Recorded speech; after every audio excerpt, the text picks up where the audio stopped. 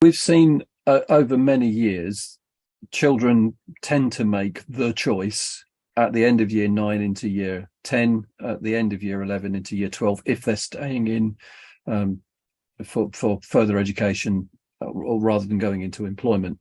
But that position of making that choice has got to be informed by the impact that it's going to have on their lives. And, we all know that there's been uh, CEIG, Careers Education, Information, Advice and Guidance, that's gone on in schools. It's a requirement for schools to deliver that. What we're starting to see schools and encouraging schools to do is a process that we refer to as sector analysis.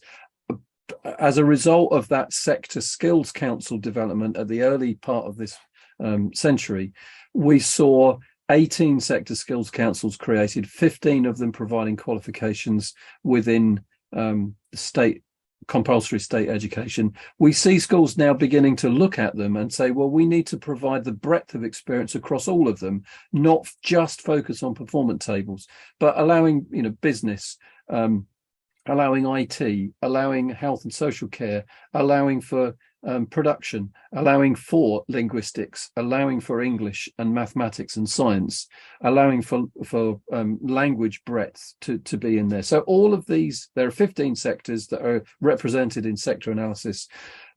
If you go and look at the discount list from the DfE, you'll notice far across on the right-hand side the list that gives you those 15 sectors and the qualifications that are approved for the performance tables and which sector they fall in. What we say is right from primary education, we should be exposing children to that breadth of those sectors. So getting employees in, getting a link to where the qualifications are, what qualifications are needed, what qualifications are available, what opportunities there are for children, so that children can see the choices that I make and how they impact my life.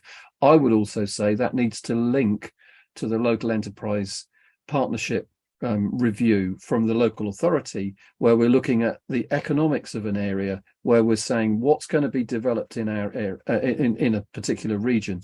So if we're a coastal provision, what does the LEP say around what is coming in the future? And so our economic development is going to need X, Y, and Z.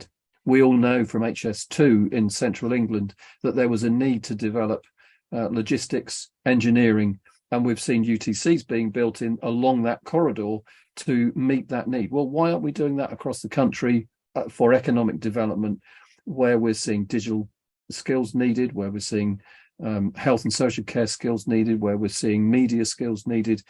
We can see it just in that niche UTC development, but I would suggest that where we are, you asked the question, how does it relate to children's lives?